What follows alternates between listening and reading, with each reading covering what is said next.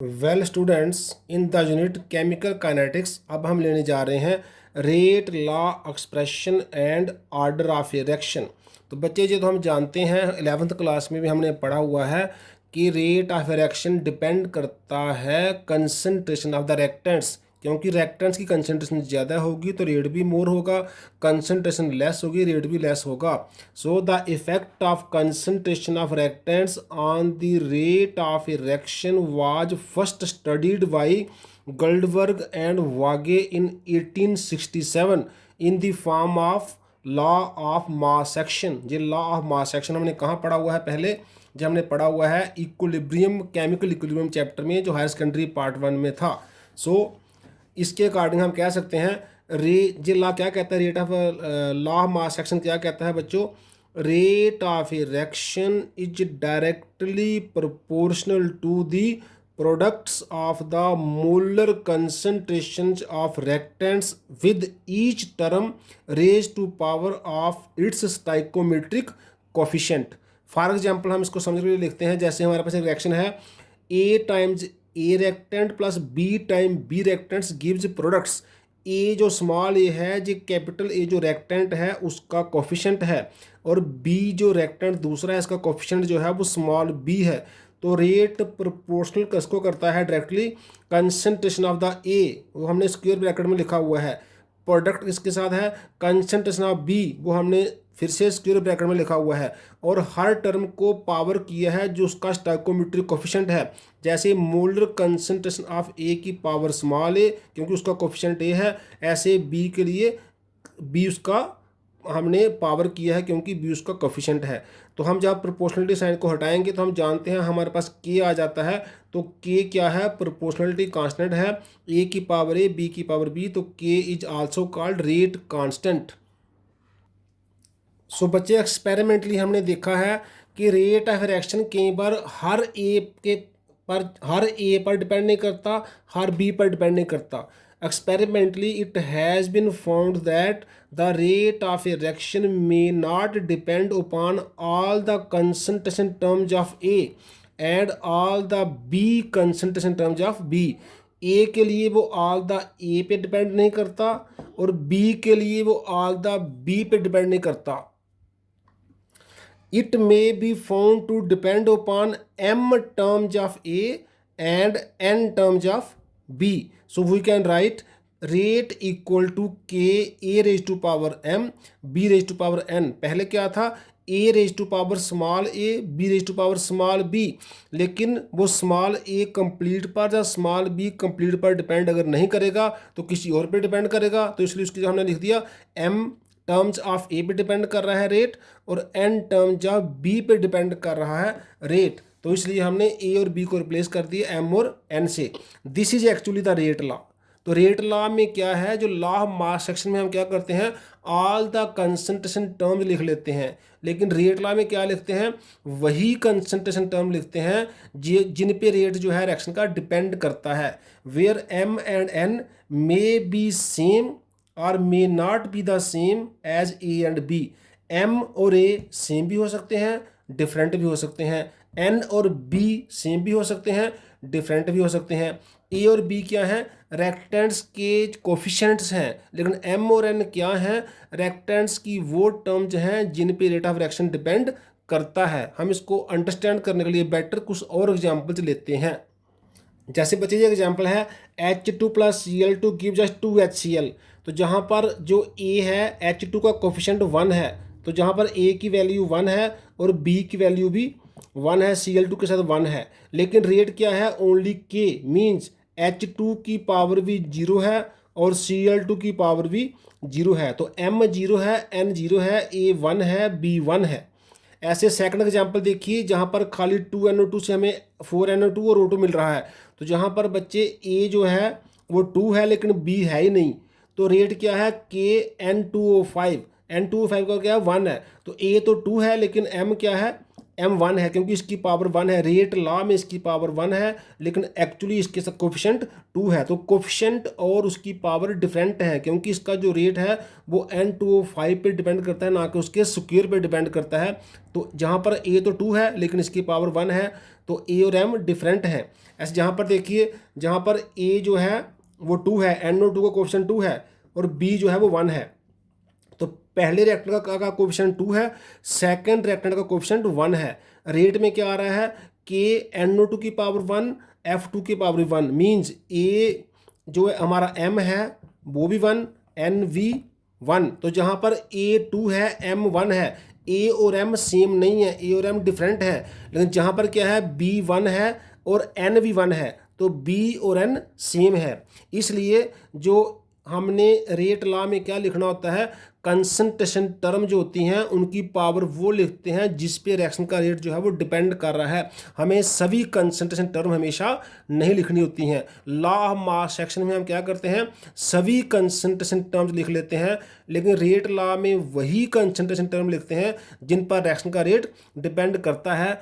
तो जो law of mass section में सभी जो हमारे रिएक्टेंट के कोफिशिएंट हैं उसका जैसे हमने नाम दिया ABC एटसेट्रा, लेकिन रेट लॉ जब लिखा तो हमने जो रिएक्टेंट की पावर को रेज किया वो हमने MN वगैरह रेज किया। क्यों MN क्या है, ये वो टर्म्स हैं, हम फिर रिपीट कर रहे हैं, वो टर्म्स हैं जिन पे रिएक्शन का रेट डिपेंड कर रहा है। A और M B और N सेम भी हो सकते हैं और डिफरेंट भी हो सकते हैं, जैसे हमारे एक केस में B और N सेम आ गए। सो अब हम डिफाइन कर सकते हैं रेट लॉ क्या है।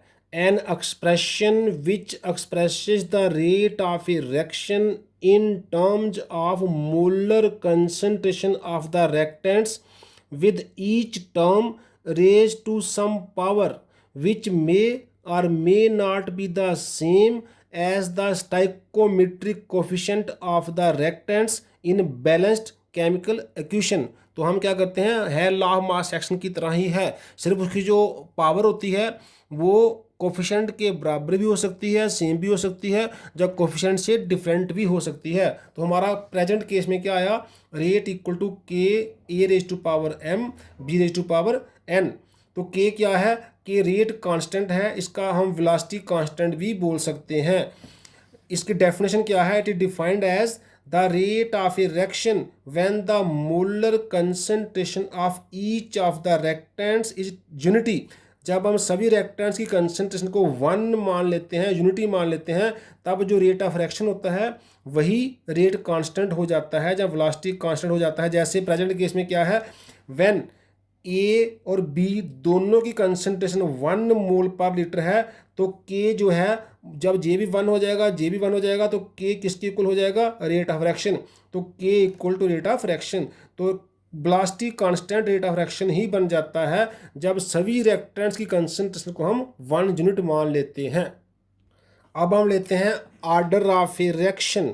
इसका डेफिनेशन क्या है, the sum of the powers to which the molar concentration terms are raised in the rate law expression, उसी को बोलते हैं ऑर्डर ऑफ रिएक्शन।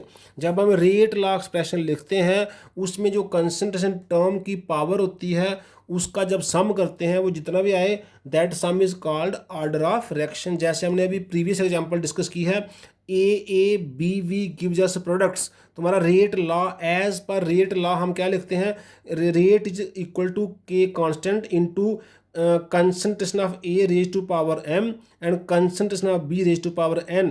तो ऑर्डर ऑफ रिएक्शन क्या हो गया, m प्लस n। इसका और इसका दोनों का जो पावर है उन पावर का सम करेंगे जो वो हो जाएगा ऑर्डर ऑफ रिएक्शन। तो जहाँ पर क्या है, जो हमारा रिएक्शन का रेट है वो m टर्म्स ऑफ a पे डिपेंड करता है और n टर्म्स ऑफ b पे डिपेंड करता है। तो with respect to a order m है, with respect to b order n है, ओवरऑल ऑर्डर क्या है, m प्लस n। बच्चे ऑर्डर की अलग अलग टाइप्स हमारे पास हैं। जैसे हमारे पास एक होता है जीरो ऑर्डर रिएक्शन होता है, फिर फर्स्ट ऑर्डर रिएक्शन होता है, सेकंड ऑर्डर रिएक्शन होता है, एंड सो ऑन। हम कुछ उसकी एग्जांपल्स लेते हैं 1 बाय 1। तो हमारे पास जैसे जीरो ऑर्डर रिएक्शन है, reaction for which rate of reaction does not depend upon any concentration term of the reactant. ऐसे जिसमें क्या होता है, किसी भी कंसंट्रेशन टर्म पे रेट डिपेंड नहीं करता है, वो जीरो ऑर्डर हो गई। ऐसे फर्स्ट ऑर्डर में क्या होगा, एक कंसंट्रेशन टर्म रिएक्टेंट की पे डिपेंड करेगा rate, in which the rate of reaction depends upon the concentration term of only one reactant. ऐसे सेकंड ऑर्डर में दो रिएक्टेंट की कंसंट्रेशन टर्म पे डिपेंड करेगा। ऐसे थर्ड ऑर्डर में क्या होगा, तीन रिएक्टेंट की कंसंट्रेशन टर्म पे डिपेंड करेगा। हमारे पास बच्चे कुछ फ्रैक्शनल ऑर्डर रिएक्शन भी होती हैं, जिसमें जो रेट ऑफ रिएक्शन है, जो ऑर्डर ऑफ रिएक्शन है वो फ्रैक्शन आता है, मींस वो fractional number of concentration terms of the reactant पे रेट डिपेंड करता है। Let us take examples of these one by one. ये देखिए बच्चे, जीरो ऑर्डर रिएक्शन में क्या है, टू टाइम अमोनिया जब हम ब्रेक करते हैं इसको, इसकी हम डिकम्पोजिशन करते हैं, नाइट्रोजन हाइड्रोजन कैसे बनाते हैं, इसका रेट कांस्टेंट आता है, ये अमोनिया पे डिपेंड नहीं करता है। ऐसे हमने पहले देखा H2Cl2 से जब 2HCl बनता है, इसका रेट भी कांस्टेंट आता है, किसी रिएक्टेंट पे डिपेंड नहीं करता है। तो ऐसे रिएक्शन जिसमें रिएक्शन का रेट किसी पे डिपेंड नहीं करता है, वो जीरो ऑर्डर हो जाती हैं। फर्स्ट ऑर्डर में क्या है, जैसे हमने पहले एग्जांपल देखा 2N2O5 4 टाइम NO2 और O2, इसमें रेट किसके इक्वल आ रहा है, KN2O5 की पावर 1, तो इसका ऑर्डर 1 हो गया। ऐसे अमोनियम नाइट्रेट जब नाइट्रोजन और वाटर बनाता है, तो ये अमोनियम नाइट्रेट पे अमोनियम नाइट्राइड पे डिपेंड, जो अमोनियम नाइट्राइड है इसी पे डिपेंड, इसका रेट भी क्या आएगा, इसका रेट भी इसी पे डिपेंड करेगा, इसकी पावर 1 आएगी, तो इसका ऑर्डर भी 1। ऐसे सेकंड ऑर्डर में क्या है, 2HI से H2I2 बनता है डिकम्पोजिशन करके, इसका रेट प्रोपोर्शनल कर इक्वल टू आता है KHI की पावर 2, तो इसका ऑर्डर क्या है सेकंड ऑर्डर, क्योंकि इसका एक ही रिएक्टेंट है, उसकी पावर 2 है रेट लॉ में, तो इसका ऑर्डर 2 हो गया, जो सेकंड ऑर्डर हो गई। ऐसे NO ओजोन से रिएक्शन करके बनाता है नाइट्रोजन डाइऑक्साइड और ऑक्सीजन, इसमें रेट क्या क्या आ रहा है बच्चे, NO की पावर 1 और O3 की पावर 1, दो ही रिएक्टेंट हैं, दोनों के कोफिशिएंट भी 1 1 है और दोनों की पावर भी 1 1 आ रही है, तो रेट लॉ में 1 + 1, इसका ऑर्डर हो गया 2। ये भी सेकंड ऑर्डर रिएक्शन हो गई। इसमें A और M सेम है, B और N भी सेम है, A भी 1 है, M भी 1 है और B भी 1 है, N भी 1 है।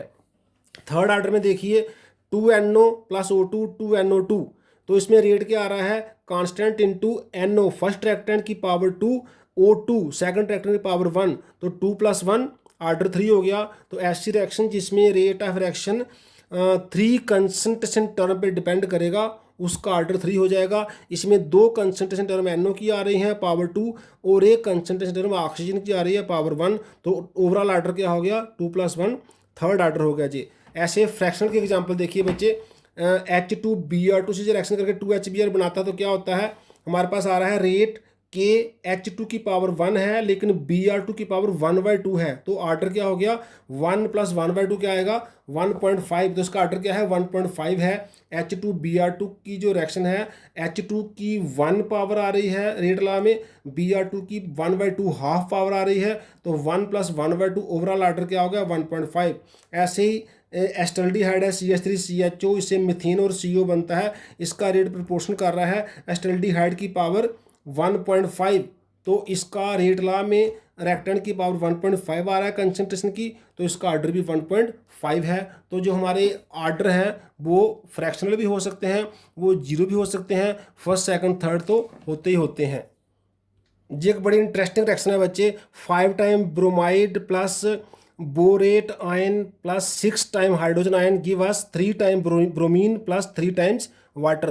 तो इस रिएक्शन में as per law of mass action क्या होगा, हमारे पास ABC 3 रिएक्टेंट हैं, तो A की पावर 5 आएगी, B की पावर 1 आएगी, C की पावर 6 आएगी, लेकिन एज पर रेट लॉ हमने वही टर्म लिखनी है जिन पे रिएक्शन का रेट डिपेंड करता है। तो एज पर रेट लॉ ये देखने में आता है कि रेट प्रोपोर्शनल करता है Br नेगेटिव की पावर 1, BrO3 नेगेटिव की पावर V1 और H+ की पावर 2। तो ब्रोमाइड की पावर 1 मतलब ब्रोमाइड की एक कंसंट्रेशन टर्म पे इसका रेट डिपेंड करता है, बोरेट के भी एक कंसंट्रेशन टर्म पे जो है रिएक्शन का रेट डिपेंड करता है, और लेकिन हाइड्रोजन के 2 पे डिपेंड करता है तो 6 है, लेकिन रेट सिर्फ 2 पे डिपेंड करता है। तो ओवरऑल इसका ऑर्डर क्या आ गया, 1 + 1 + 2, तो इसका ऑर्डर बनेगा 4। तो this is an example of fourth order reaction. तो आज हमने देखा रेट लॉ क्या है, रेट लॉ और लॉ ऑफ मास एक्शन में क्या डिफरेंस है, और ऑर्डर ऑफ रिएक्शन क्या है और उसकी अलग अलग टाइप्स क्या हैं। आज के लिए इतना ही बच्चे, थैंक्स।